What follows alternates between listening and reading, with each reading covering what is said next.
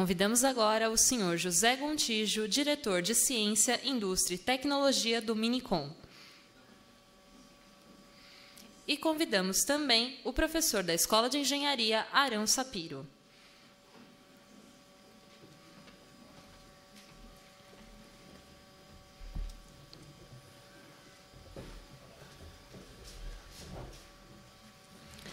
Passamos a palavra ao professor Arão, que fará a apresentação do palestrante e conduzirá os trabalhos desta manhã. Bom, agora cabe, nos trabalhos da manhã, nós vamos ter uma palestra do José Gontijo e, após a palestra dele, que se estima de 30 minutos, viu, José? Por aí, né? Aí convidaremos mais 4 palestrantes e formularemos uma espécie de uma moderação a partir das 4 palestras que seguem depois dessa palestra âncora. Muito bom. De modo que temos agora uma honra muito grande vamos ter aí então a palestra âncora com José Gustavo Gontijo. Ele é diretor do Departamento de Indústria, Ciência e Tecnologia da Secretaria de Telecomunicações do Ministério de Comunicações desde abril de 2012. Ele é brasiliense. Torce por brasiliense também, professor? Vasco da Gama. Como? Vasco da Gama. Ah, Vasco da Gama. Está certo. Mas está certo, eu acho que o Vasco joga mais em Brasília do que no Rio. Né? Ele nasceu em Brasília. É graduado em Engenharia Elétrica pela Universidade de Brasília, em 2002, com especialização em Gestão Pública em Ciência e Tecnologia, 2009. E, desde 2009, é servidor de carreira do Ministério da Ciência, Tecnologia e Inovação, analista em Ciência e Tecnologia. Já trabalhou na gerência de engenharia do espectro da Anatel, entre 2003 e 2007. Na Secretaria de Política de Informática, 2007 e 2009, e na Secretaria de Desenvolvimento Tecnológico e Inovação, 2009 a 2010. Também foi assessor para a área de inclusão digital na Presidência da República, em 2010. No Ministério das Comunicações, antes de assumir o Departamento de Indústria, era gerente de projeto no Departamento de Banda Larga. A palestra âncora, então, vou solicitar que o caro prezado José Gontijo. Opa, aqui fique à vontade, o púlpito, onde... Acho que aqui é melhor, fica mais... Fica mais à vontade? Isso é Mackenzie, viu? Então, a gente gosta mesmo que todos se sintam em casa aqui, entre amigos. Fique à vontade. Tá, então. Ótimo, obrigado. Não sei se alguém vai apertar a minha apresentação ali. Não. Eu vou fazer o seguinte, eu vou mudar um pouquinho...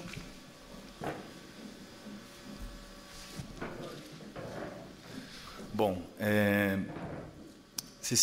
gente começa a pensar, né, o que tem a ver o Ministério das Comunicações num evento de Smart Grid, né?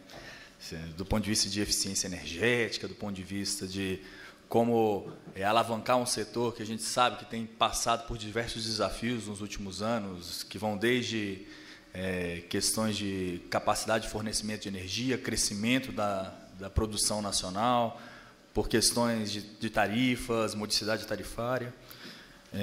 Como a gente pode avançar, então, do ponto de vista de telecomunicação, para auxiliar esse setor? Né?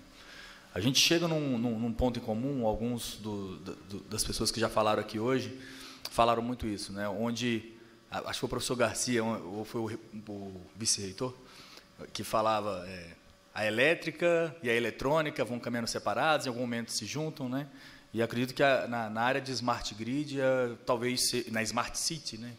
Ouso dizer isso, que Smart Grid, Smart City é bem mais potencializado para falar nesse contexto, é onde tudo se encontra, né? Então, eu vou falar um pouco do que a gente fez recentemente no Ministério, dentro da nossa competência para auxiliar esse setor, os resultados que a gente alcançou.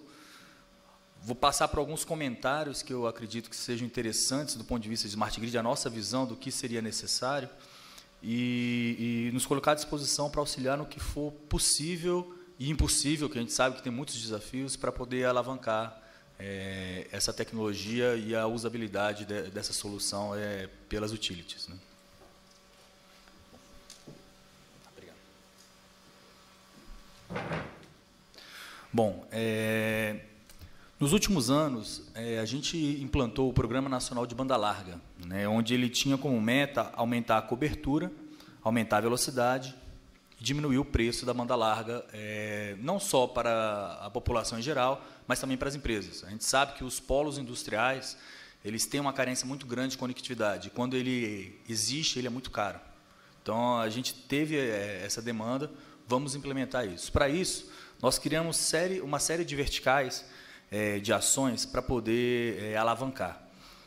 Entre elas, questões regulatórias, junto à Anatel, leis, decretos, normas de infraestrutura, de padronização, incentivos fiscais ao serviço, às construções de rede, ao terminal final do usuário, fomento à política produtiva e tecnológica de pesquisa e desenvolvimento, que a gente sabe que se a gente ficar parado, simplesmente comprando soluções que nos são trazidas de fora do país, ou com interesses que muitas vezes não são os mesmos do Brasil, a gente pode acabar capturado por uma determinada tecnologia e entrar em um vórtice que não tem solução. Então, a gente teve uma ação muito forte nesse sentido. Alteramos a Lei 8666, por exemplo, botando poder de compra nacional, uma prática que a Petrobras faz muito bem já há vários anos, né? E tem funcionado, é um setor onde a indústria é bastante desenvolvida. Reativamos a Telebrás, que utiliza redes OPGW e dutos e redes da Petrobras e do setor elétrico para levar backbones a várias partes do país, levar conectividade. Só o fato da Telebrás ter existido, quando a gente anunciou as 100 cidades, que seriam as primeiras a serem atendidas, o preço da internet nessas localidades despencou. Um exemplo claro é o Amapá. Lá em Macapá, 1 mega de banda custava mais de R$250. No dia que a gente anunciou que a Telebrás ia chegar lá, as outras operadoras que estavam lá diminuíram o preço para R$29. Só o fato de existir a Telebrás, né? Então, isso aconteceu em várias partes do país. E também a gente não pode pensar só na infraestrutura do ponto de vista de telecomunicação. Para que você precisa de banda larga? Porque você quer conteúdo. Então, a gente teve também toda uma política de fomento ao conteúdo para a utilização por parte da população. Bom, e aí a gente teve um resultado bastante interessante. Se você vê, em 2010, esse gráfico ele representa aí a penetração dos acessos de banda larga fixa no país. Com todas as políticas que a gente fez, a gente vê que houve realmente um adensamento dessa penetração, mas ainda está muito aquém do que a gente precisa. A gente chegou num momento onde, ok, fizemos bastante, mas o bastante não é suficiente. E, se você olha para esse mapa da direita, você percebe que os vazios, em muitos casos, é onde estão as grandes gerações de energia no país. Em muitos casos, existem grandes linhas de transmissão e que poderiam potencializar realmente a banda larga nessas localidades. Pensando nisso, a gente instituiu, em 2012, o REPNBL, que é o quê? O Regime Especial de Tributação do Programa Nacional de Banda Larga, que, em resumo, tira todos os tributos federais para a construção de rede, né? Ele foi implementado pela medida provisória 563 e se transformou na Lei 12.715, e houve o decreto regulamentador no início do ano passado, né? O objetivo é a implantação, ampliação e modernização de redes e que suportem acesso à banda larga. Não necessariamente ele precisa prestar o serviço de banda larga, mas que ele suporte o serviço de banda larga. Por exemplo, uma rede smart grid, que tenha um smart metering, que tenha uma capacidade de conectividade, não necessariamente ele precisa estar provendo banda larga, mas se ele tiver capacidade para que aquela infraestrutura, num business plan, possa ser usado para prestar serviço de telecomunicação na ponta, ele é enquadrado nesse regime, né? E o objetivo é antecipação de investimentos, porque ele tem um time frame de submissão e execução dos projetos. Hoje a regra é submeter até 30 de junho desse ano, e a construção da rede tem que ser até 31 de dezembro de 2016, mas esse prazo a gente sabe que tanto as empresas do setor elétrico, algumas que a gente já conversou, já nos procuraram, pediram para prorrogar, e as operadoras de telecomunicação também. A gente falou para elas, vamos ao Congresso, façam seu pleito lá e eles vão nos perguntar e nós vamos apoiar. Porque elas falaram, não, a gente teve conhecimento desse regime muito recentemente, as utilities. Então, a gente precisa entender melhor, já abri a porta do meu escritório lá, pode ir quem quer que seja, a gente recebe todo mundo, para explicar, ajudar, se traz uma proposta de projeto, a gente fala, não, assim não, altera desse jeito. A submissão é totalmente eletrônica, a gente tem um site no nosso ministério que você faz a submissão totalmente eletrônica, há um diálogo totalmente eletrônico, o único papel que existe é uma portaria minha aprovando o projeto. Tá? É muito simples, o tempo médio de análise são 7 dias com a minha equipe, 30 dias com a empresa. Porque eles mandam, a gente acha, não está muito bom, responde, altere isso aqui. Demora mais tempo na empresa do que com a gente. Se tiver certinho, demora uns 3 dias a análise. Reduzir diferenças regionais, eu vou mostrar alguns números que mostram isso. Modernizar as redes de telecomunicação, inclusive as redes que o PGW, Smart Grid, né, que eu acho que esse é um dos focos para a gente conseguir chegar no Smart Grid real, não Smart Grid piloto. Tem muito piloto de Smart Grid. Eu falo em Smart Grid real, com balanceamento de carga no país inteiro, jogando energia da residência para a indústria, diminuindo perda. Eu lembro do Ivan, que era superintendente lá da ANEEL, que agora é reitor da UNB, comentar, não, a gente tem uma conta aí que chega a 30% que a gente vai diminuir de perda. E essa conta pode realmente fazer a diferença quando a empresa for decidir fazer o Smart Grid ou não. Massificar o acesso às redes e estimular a produção e desenvolvimento tecnológico no país. Os benefícios redução de PIS/COFINS associada aos serviços de instalação, todo o PIS/COFINS, aluguel de máquina para fazer buraco, cimento, serviço, mão de obra, todo o serviço, e PIS/COFINS e IPI de equipamento e material de construção. Todo. A gente tirou todos os tributos federais para você construir. Na nossa conta, essa redução, dependendo do tipo de rede, chega até 30% da construção. Alguém aqui mencionou, a gente tem, acho que foi você, ali de amarelo atrás, perdão, eu sempre esqueço o seu nome. Isso, Maria Tereza.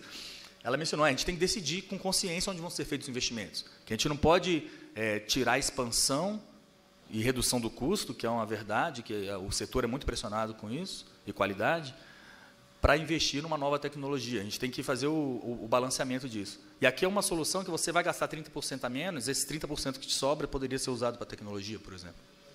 Né? E aí, como é que funciona? A gente dividiu a composição de um projeto, para a gente poder desonerar, entre material de construção, serviços, equipamentos de infraestrutura, torres, ar-condicionado, essas coisas, e equipamentos de telecom. Fibra ótica, componentes, conectores, switches, routers, smart meterings, porque, no fim das contas, o smart metering ele não é do usuário, né? Ele é da empresa. Então, o smart metering também ele é passivo de ser desonerado. E, nesse contexto, a gente desonera importado também.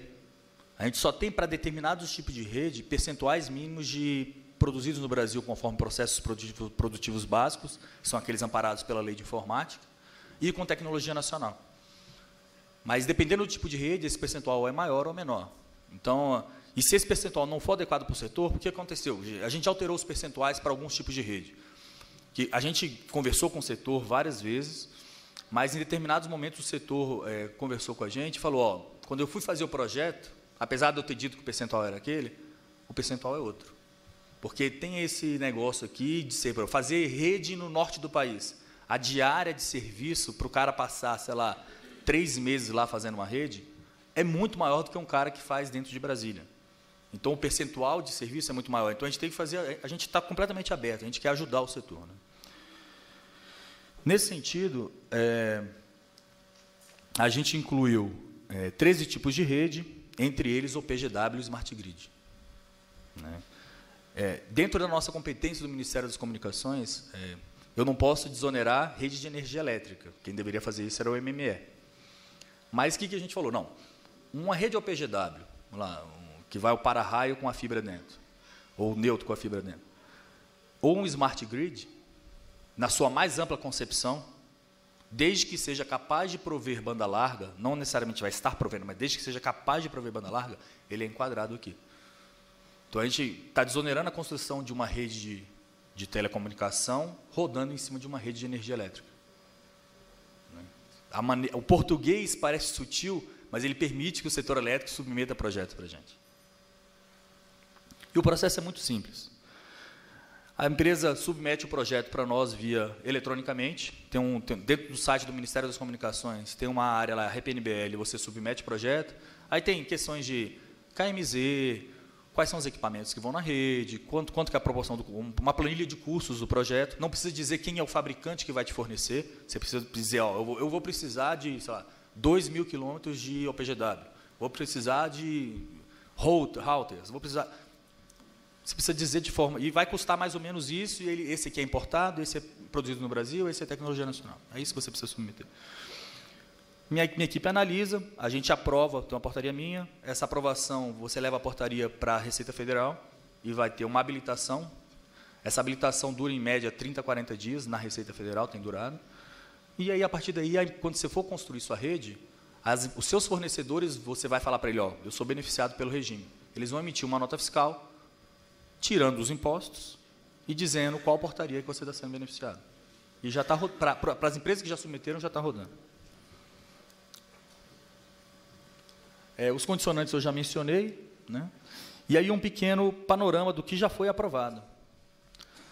1,9 bilhões de reais em redes de acesso óptico nas cidades, 260 milhões em redes satelitais, 33 milhões em acesso metálico e 19 milhões em transporte óptico, totalizando 2,2 bi, e ainda temos um caminhão de projetos que ainda estamos em análise, né? E quando a gente vê como é que isso aí está distribuído, quantidade de investimento por habitante, obviamente, como o Sudeste é a maior população do país, a gente sempre tem o Sudeste em primeiro.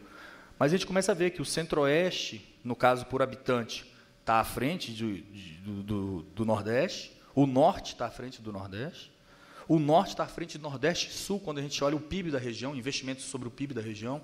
Então, quando a gente faz essas análises ponderadas, realmente a gente tem diminuído as desigualdades no país. A gente está colocando mais dinheiro em regiões onde o crescimento econômico é menor que outras. E aí a gente começa a pensar, pô, como que o setor elétrico poderia aderir, né? Eu acho que a primeira medida seria vocês irem conversar com a gente, mas tentar se organizar da maneira como o pessoal da Edil, se não me engano, teve comigo no Rio semana passada, e lá no Congresso, pleitear a prorrogação da submissão do projeto, que vence agora no meio desse ano, e tentar ir no meio do ano que vem. Isso aí é algo interessante de se fazer, né, para as empresas terem um tempo de maturação e conseguirem submeter seus projetos. Outra é encarar de uma forma mais pragmática o Smart Grid. A gente vê muito aqui, todo mundo que falou, Smart Grid é uma tecnologia, tem um piloto ali, tem um investimentozinho aqui. Eu acho que teria que ser encarado de uma forma mais estruturada. Do mesmo modo que a gente fez o RPNBL para a telecomunicação, acredito que isso deveria ser feito dentro do setor elétrico. Por quê? Se não houver alguém puxando isso de uma forma que tenha mandato para fazer isso, Smart Grid não vai acontecer no país. A gente sabe disso. A resolução da ANEEL recente não foi um Smart Metering, criou só um nível a mais de medição. A gente sabe disso.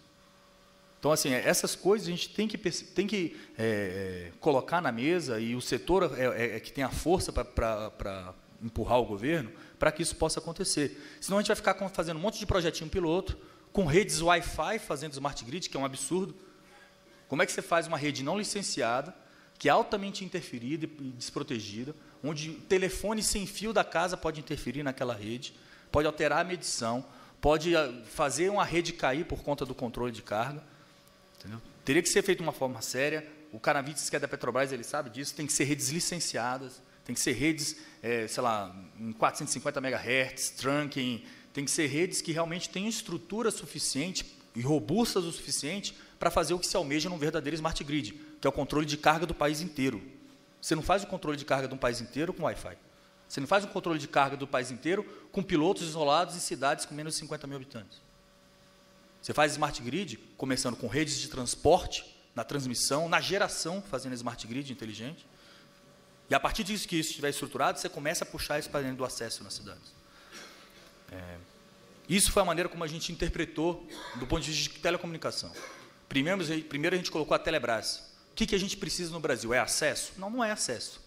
Em tudo quanto é lugar que você vê o seu sinalzinho lá da sua rede, da sua operadora móvel. Você vê lá, tem um sinalzinho dela lá. Mas por que muitas vezes dá problema para você falar? Porque o pipe para sair de dentro da cidade é muito pequeno. E a mesma coisa, por isso que a gente fez a Telebrás. Backbone, ela não faz usuário final, ela faz backbone.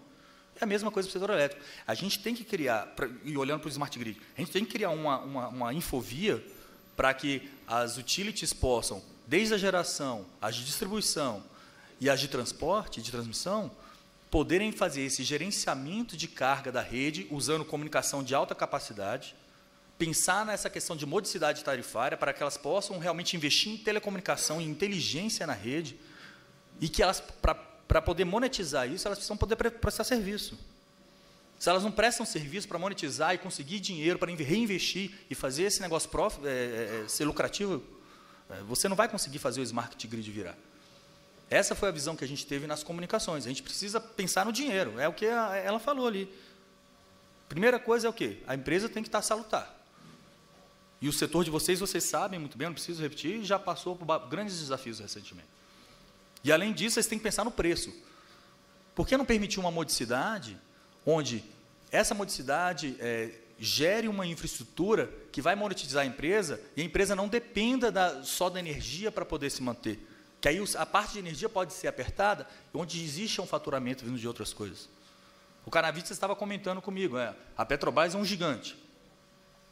Ela realmente, em determinados setores, ela opera subsidiando diversos setores. Mas por quê? Porque ela tem lá uma estrutura muito parruda, ela não atua só tirando petróleo do chão. Ela atua em muitos outros setores. E isso aí permite uma flexibilidade de atuação muito maior da empresa.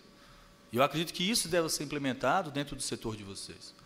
Do ponto de vista de telecomunicação, a gente está forçando a barra nas empresas para prover infraestrutura na ponta, mas elas sozinhas não vão dar conta. Qual é o item que está em primeiro lugar na casa de todo brasileiro? Geladeira. E geladeira só funciona com energia elétrica. Não é com telecomunicação. A maior parte das casas tem o seu medidorzinho, e as que não têm, o Luz para Todos está levando. Se a gente consegue implantar telecom e elétrica, elétrica e eletrônica, juntas, a gente consegue realmente fazer um Smart Grid real no país. Enquanto isso não acontecer, a gente vai ficar brincando de Smart Grid, fazendo piloto. Eu acho que esse é um desafio que eu jogo para vocês e para o meu setor também, que é o quê? A gente precisa dar as mãos para conseguir fazer isso acontecer. Não é só Smart Grid, é Smart City. Você tem a comunicação máquina a máquina, a internet das coisas aí chegando com tudo. O Smart Grid vai conversar com a casa, vai conversar com o carro do usuário, tudo isso se mexendo. Se a gente não acordar, a gente vai ficar na idade da pedra. O mundo inteiro vai mudar para a idade do ferro, do bronze, e a gente vai ficar na idade da pedra. Acho que a gente precisa ter uma decisão real dos dois setores se unirem para poder fazer isso acontecer. Bom, acho que era isso que eu tinha para falar. Espero não ter provocado demais vocês, mas obrigado.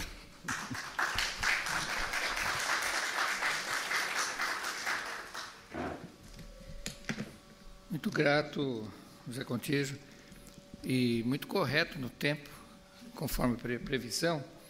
Olha, a nossa programação seria na sequência as 4 palestras, mas eu creio que nós temos aí uns 5 minutinhos, se porventura abrir para alguma questão mais direta, pediria então que se apresentasse. A ideia é que agora, do período entre 11 e meio-dia, a gente, um pouquinho mais, né? Até 12h30 a gente cumpra o horário da manhã. Então, por isso que eu sou um pouco atencioso com a questão do horário, para a gente poder cumprir todo o desejado. Então, peço que o senhor se apresente e coloque a sua indagação. Bom dia a todos, meu nome é Carlos Nicolini, represento uma empresa americana chamada Apex Covantage e também sou consultor para a área de Smart Grid. Contígio, muito obrigado pela sua palestra, mostra um conhecimento muito bom, mostra um desejo de fazer acontecer que não é muito comum, vamos assim dizer, na esfera governamental. Mas existe um pequeno problema, né, que você sabe, mas você provocou, então nós podemos devolver um pouquinho. falta um pouquinho de coordenação dentro do próprio governo com relação ao que ele quer. Porque você vem com um discurso maravilhoso, que todos nós queremos ouvir. A ANEEL não vem, o governo não vem. Então, você disse, o setor elétrico sofreu um baque violentíssimo. Há anos atrás, 5 anos atrás, eu falei com o superintendente na época da ANEEL, que aquele valor que estava sobrando, vamos assim dizer, para os auxílios, deveriam ser carreados para a Smart Grid. Isso nunca foi levado muito a sério, e o governo se apoderou desse valor, né? E você sabe o que aconteceu. A diminuição dos valores da energia elétrica causaram um drama extraordinário, estupendo, né? Com repercussão internacional. O resultado, todo mundo tira o pé do acelerador. Então, esse discurso precisaria ser levado principalmente para o governo e para a ANEEL. Não adianta você jogar para a gente aceita, agradece, vê que temos uma voz, mas nós precisaríamos estar juntos aqui, com a ANEEL do lado e com o representante do próprio governo, para que isso não ficasse no vazio, né? Acho que um problema também com relação a montar uma rede de banda larga, eu vim da área de telecom, 15 anos de telecom e hoje na área de energia, a ponta final. Quem que paga a conta? Alguém tem que pagar a conta. Então, você tem que ter consumidor. Você mostrou um vazio, que é a área do norte. Não tem quem pague conta lá. Esse é o problema. A estrutura é gigantesca. Eu estive com o presidente Josias, da Eletronorte. Não tem, é um desespero. Além do mais, os índios vão lá, de repente, e cortam tudo. Eu trabalhei no norte e sei disso, né? Põe pedágio, essas coisas malucas que acontecem só numa área como aquela. Então, você tem o outro lado. O governo pode incentivar? Pode, mas precisa haver também consumidor, precisa haver possibilidade do consumidor consumir. Não dá para ficar o governo tutelando tudo isso, porque acontecem distorções como essa. Então, o que eu queria sugerir é isso, que você levasse essa apresentação para o próprio governo, levasse para a ANEEL e disse, ANEEL, vamos sentar junto e vamos resolver, porque a ANEEL poderia ter incentivado, a partir desse ano 14, como estava previsto, um forte incentivo à Smart Grid, e ela não o fez. Ela simplesmente se omitiu, deixou a zero, e todo mundo tirou o pé do acelerador. Então, empresas que estão desde 1999 investindo em Smart Grid, foi quando eu tive o primeiro contato, simplesmente tiraram o pé. Estão aí tentando se virar, né? Daqui é Eletropaulo como testemunha viva disso, porque em 99 começou com eles em Barueri, exatamente, eu acompanhei, e estamos aí em passo caminhando. A Comunidade Europeia, você sabe, deu prazo, 2020. Todo mundo está correndo, acelerando, porque 2020 tem que estar implantado o Smart Grid. Não é possível no Brasil 2020, tá bom, que seja 2030, mas tem que ter algum horizonte para se fazer isso. Então, eu te agradeço muito, ficamos entusiasmados com a tua, mas eu gostaria que você fizesse essa apresentação lá em Brasília primeiro, conversasse com o pessoal para poderem falar em dupla. Seria muito bom ter a ANEEL do teu lado e o representante do governo direto para que não faça o que fez com o setor elétrico. E nós, fornecedores, acabamos sofrendo por tabela. Muito obrigado. Obrigado. Só complementando, não é só no norte, eu acredito que a gente tem estudos recentes, é porque eu não consegui pegar o gráfico, a maior população com carência de banda larga está nas regiões suburbanas dos grandes centros.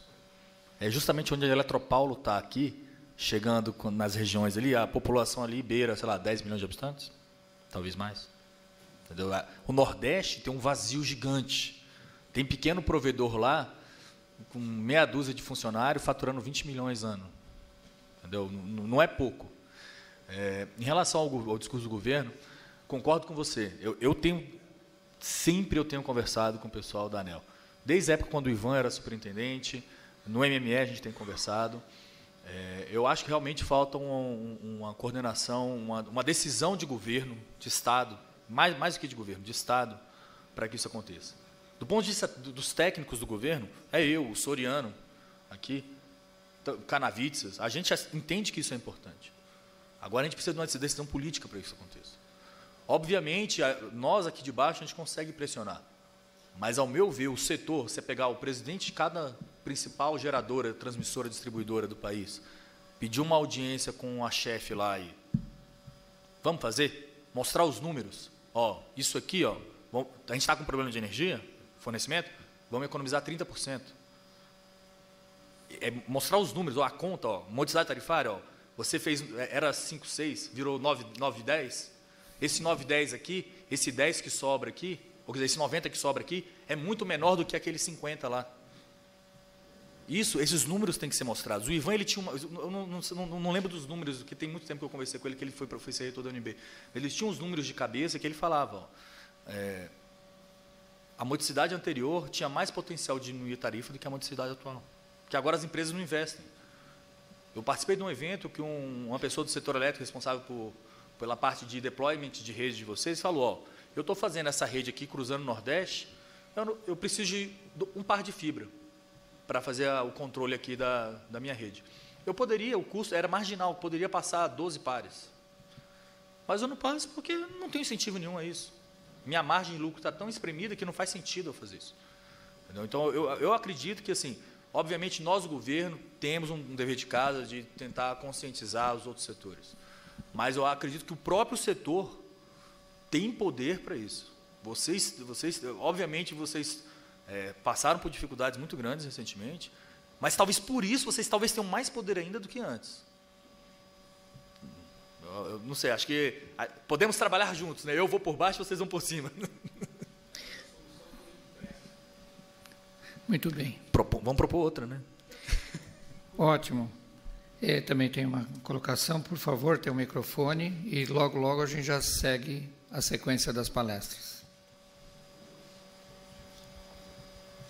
Bom, eu sou Ângelo Canavitzas, da Petrobras. Eu queria elogiar também a palestra. Achei realmente fantásticas as iniciativas.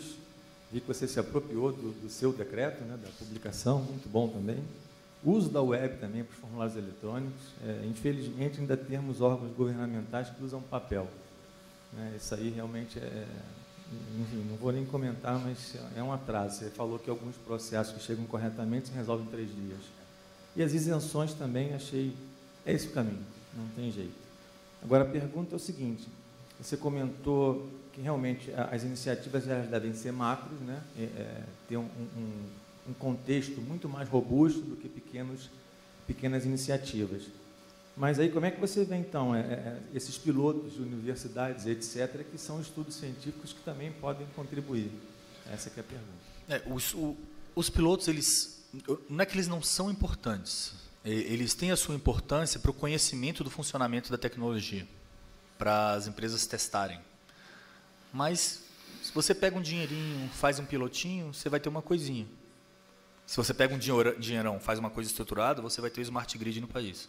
Eu acho assim, é importante ter os pilotos universitários, é importante você implementar, mas implementar ele de forma consciente, não fazer uma gambiarra, fazer um Wi-Fi. Fazer com rede licenciada, como se fosse uma operação real de Smart Grid. Essa é a minha crítica aos pilotos. Né? Deixa eu só então insistir num ponto, quer dizer, eu concordo realmente, a rede não deve ser com wireless, né, com sistema não licenciado. Concordo também que a visão tem que ser macro, mas como você mesmo comentou, uma empresa muito grande como CEMIG, Furnas, etc., eles têm essa visão. Né? Uma universidade talvez não tenha essa integração toda. Então, não tem como a gente imaginar que vai surgir uma ideia que às vezes pode ser muito boa e ser integrada e ela já vir com esse contexto macro. Essa que é a questão. Então, eu acho que deveria ser considerado também essa iniciativa, não pesquisa por pesquisa pura, né? Mas uma coisa que pode realmente contribuir nesse sistema macro. Eu sou secretário executivo do Funtel, lá no Ministério, né? Eu cuido do Fundo de Desenvolvimento de Tecnologia das Telecomunicações. E logo que eu assumi, a cabeça dos pesquisadores que recebiam dinheiro do Funtel era fazer o seu projetinho, fazer a sua publicaçãozinha, tal, seriam bem felizes, viajar 2 viagens internacionais, conhecer a Alemanha, conhecer os Estados Unidos, fazer uma publicação no E3E e estou feliz. A CAPES e o CNPq, bati minha meta, estou feliz. Né? Quando a gente entrou, eu falei, acabou isso. Acabou o balcão, para cada projeto, eu quero uma indústria atrelada a ela. Quero uma indústria puxando que vai se comprometer em botar essa tecnologia na ponta. Que aí, quando você tem lá um cão de guarda lá, mordiscando o pé do pesquisador, além da eficiência na pesquisa, ela tem mais foco. Realmente eu desconheço o contexto de todos os pilotos que estão rodando no país. Eu posso estar cometendo até um equívoco, provavelmente a Petrobras apoia alguns pilotos. Se tiver uma Petrobras, um Eletropaulo, puxando pilotos desses de maneira consciente, legal. O que não dá é ficar pulverizando recurso em universidade para ficar fazendo pesquisa por pesquisa. Se a gente realmente quer que vire o Smart Grid do ponto de vista operacional, de business plan, tem que ter uma indústria envolvida. Se a gente quiser que fique pesquisa, nível de conhecimento, é também válido, mas isso não vai virar produto para o mercado, na minha opinião. Muito bom. Satisfeito? Não, ok, obrigado. Bom, apenas um comentário de amarração. Tem algumas coisas que chamam a atenção. A gente não consegue responder uma pergunta, a gente não consegue ter uma resposta se não sabe a pergunta. E a pergunta está colocada, né? Parece que cada vez fica muito claro que nós temos uma questão de sociedade e questão nacional de pacto. Ou seja, nós temos todos que olhar para o mesmo lado. Individualmente, todas as organizações e instituições sabem muito bem o que deve ser feito. Falta aquela amarração e, se me permite, José, a ideia de que precisamos de políticas de Estado, porque políticas de governo têm uma duração de 4 anos, e políticas de Estado têm uma duração perene, às vezes por mais de uma geração. Então, a gente já sabe, agora precisamos fazer esse pacto, não é?